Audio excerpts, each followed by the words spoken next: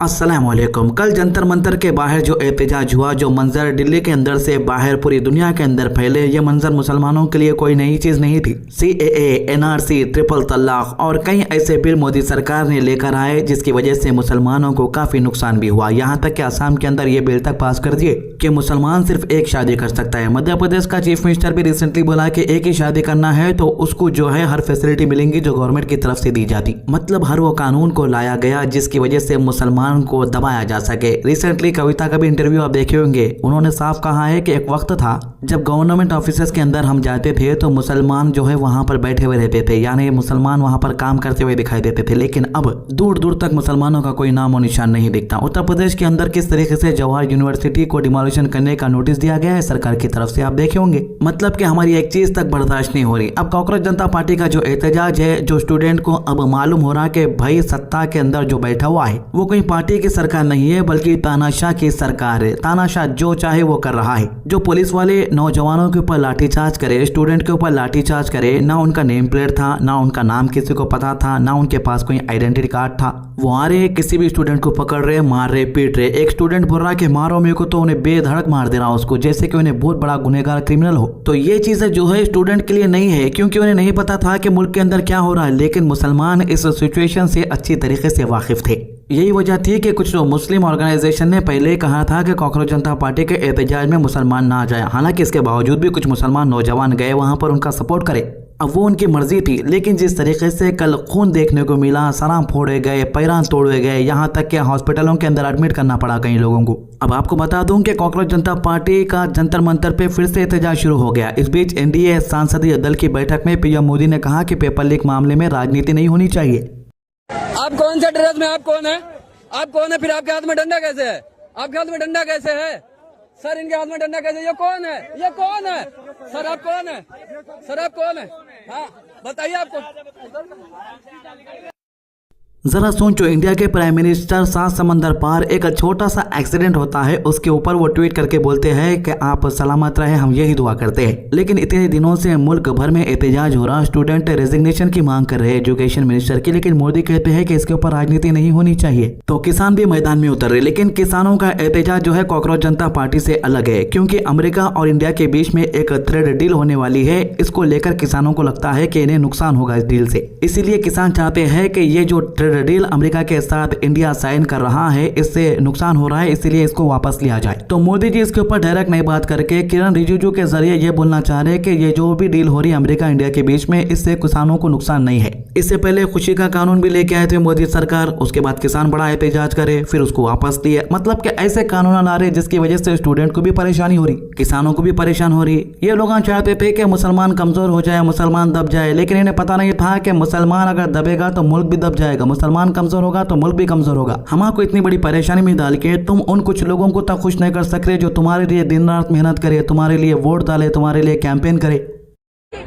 क्या कहना चाहते हैं आप, क्या संदेश है? कोई इलेक्शन नहीं, हमारी बारी आएगी ना वोट की, किसी को वोट नहीं देंगे, कोई यहाँ पे वोट के लायक नहीं है। हम पीसफुली, हम कुछ नहीं कह रहे हैं। हमें जो पुलिस वाले बैरिकेड में धक्का दे रहे हैं, यहाँ पे मारा है, कमर पे मारा है, ये कोई बात होती है? हम भी मारे इनको, हम मारेंगे, लाठी चार्ज करेंगे, ये करेंगे, बैठाएंगे, एम्बुलेंस पे जाओ। इसके लिए एम्बुलेंस पे जाऊँ मैं? ये लगा एम्बुलेंस पे जाओ। हम रेप के खिलाफ लड़ते हैं, इन लोगों ने खुद अभी लड़कियों के कपड़े फाड़े हैं। हाँ। ये लोग लड़ेंगे क्या हमारे खिलाफ? सोनम जी को पकड़ा, सोनम जी को उन्होंने पकड़ा, जो क्रिमिनल्स है उनको ही पकड़ते इतनी जल्दी। वो सारे भूखे हैं, उनके लिए आवाज नहीं उठा रहे। आज हम मार्च करने आ गए तो ये लोग आवाज उठाएंगे। इन्होंने कपड़े फाड़े, औरतें मार रहे हैं, पुलिस वाले चल्ला रहे हैं। इस तरीके से और क्या करें? हम सेफ्टी दे रहे, कैसी सेफ्टी दे रहे हो आप लोग? मार के सेफ्टी हमें यहाँ लड़ रहे हैं, हमारे लिए लड़ रहे हैं ये लोग। कह रहे हैं हमें हंस रहे हैं, हंसी आ रही है इन लोगों को। अभी मैम कहेंगे बोली ताबीज, हमें नहीं समझ ये क्या बोल के। अगर कोई मुसलमान पीसफुल एहतजाज के लिए निकलता है तो इसके ऊपर एक इल्ज़ाम लगा दिया जाता है। हो सकता है कि ये यहाँ पर का नहीं होगा, इसके डॉक्यूमेंट्स चेक करो, इसके पेपर चेक करो, इसका आधार कार्ड चेक करो, इन्हें कहीं बांग्लादेश से तो नहीं आया। और बेकसूर लोगों को घरों से निकाल के आतंकवादी के इल्ज़ामात के ऊपर अरेस्ट किया जा रहा, कई जगहों पर यह भी देखा गया। और न्यूज़ ऐसे भी आई जहां पर 16 साल के बाद बाइज्जत बरी किया गया, 15 साल के बाद बाइज्जत बरी किया गया, 25 साल के बाद बाइज्जत बरी किया गया। अब उनके साल कहां पर से ला कर देंगी सरकार। अब जो भी मुसलमानों को आप एहतजाज करते हुए देख रहे, उन लोग अनभक्तों को ये बोल के बता रहे कि ये लोग एंटी नेशनल है, ये लोग मोदी जी से डर रहे क्योंकि मोदी जी अखंड भारत बनाने वाले हैं, ये लोग अमित शाह से डर रहे क्योंकि अमित शाह जो है बांग्लादेशियों को निकालने वाला है। अब वो अनभक्तों को जो व्हाट्सएप यूनिवर्सिटी के जरिए 1-2 वीडियो आ जाते, उसके बाद एक पुराने जो ब्रिजा बना के उसको रिपेयर करके डालते, वो देख के खुश हो जाते वो लोग। जिन लोगों को ये लगता था कि मुसलमान गलत एहतजाज कर रहे हैं, हालांकि पीसफुल एहतजाज था, लेकिन इसके बावजूद भी हमें बदनाम करने की साजिश की गई। अब बोलो क्या कांग्रेस जनता पार्टी के जो स्टूडेंट है क्या वो भी मुसलमानों से मिले हुए हैं? अच्छा, अब उन लोगों के ऊपर ये इल्जाम लगा रहे कि वो लोग कांग्रेस के सपोर्टर है, आम आदमी पार्टी के सपोर्टर है, समाजवादी के सपोर्टर है, उसमें से एक भी ऐसा नहीं है। लेकिन भारत के कुछ बच्चों ने अपना हक मांगा, स्टूडेंट्स ने अपनी जो मेहनत उन्होंने एग्ज़ाम दी वो कैंसिल हो गई, उनका वक्त, उनका पैसा, उनके सपने सब कुछ बर्बाद होने के बाद उसमें उनमें से 20 बच्चों ने अपनी जान दी थी। ये हो रहा है स्टूडेंट्स के साथ और इसका कोई जिम्मेदारी नहीं ले रहा है, इसको कोई अकाउंटेबिलिटी नहीं मान रहा है। मैं तो कह रहा हूँ कि मैं स्टूडेंट नहीं हूँ, बट मैं वो सारी चीज़ें देख रहा हूँ जो दिल्ली में हो रहा है स्टूडेंट्स के साथ। हर जगह पे जब प्रोटेस्ट में जो चीज़ें हो रही है, इतने सारे मेरे देश के बच्चे आतंकवादी नहीं हैं, उनको मारने की ज़रूरत नहीं, उनको पीटने की ज़रूरत नहीं है। क्या है ये? और सरकार को निकालना चाहिए भाई ऐसे आदमियों को कि जिसकी गलती की वजह से ऐसा हुआ है, कि आप अब हमारे प्रधानमंत्री जी को बोलना चाहिए कि अरे ये बच्चों का तो नुकसान करा दिया तूने, तू अपना काम सही से नहीं कर रहा, प्लीज हट जा भाई। ऐसे होना चाहिए ना, क्यों नहीं हो रहा ये? अब मुनव्वर फारूकी कोई भी पार्टी से लिंक नहीं है, ना शबाना आजमी कोई पार्टी से लिंक है। ये लोग देखे कि स्टूडेंट के ऊपर जुल्म हो रहा तो ये लोग स्टूडेंट को बचाने के वास्ते आ गए। अनभक्ता मुनव्वर फारूकी को तो पहले ही कई बार देशद्रोही का टैग लगा दिए, और राहुल गांधी तो एक पूरा वीडियो बना के डाले किस तरीके से बेकसूर लोगों को पीटा जा रहा है उसके बारे में। एक के बाद एक बॉलीवुड स्टार्स भी अब आ रहे हैं, अपनी आवाज बुलंद कर रहे हैं, कह रहे हैं कि भाई मुल्क के अंदर आखिर हो क्या रहा है, तुम लोग स्टूडेंट को क्यों मार रहे। मतलब कि अब जो रियलिटी है वो लोगों के सामने आ रही है। अब लोगों को एहसास हो रहा है कि कुछ ना कुछ गलत हो रहा है मुल्क के अंदर। कि इन स्टूडेंट्स को टीयर गैस और लाठी चार्ज का सामना करना पड़ा। अपनी आवाज सरकार तक पहुंचाने के लिए उन्हें ऐसी कठिनाइयों से गुजरना पड़ा।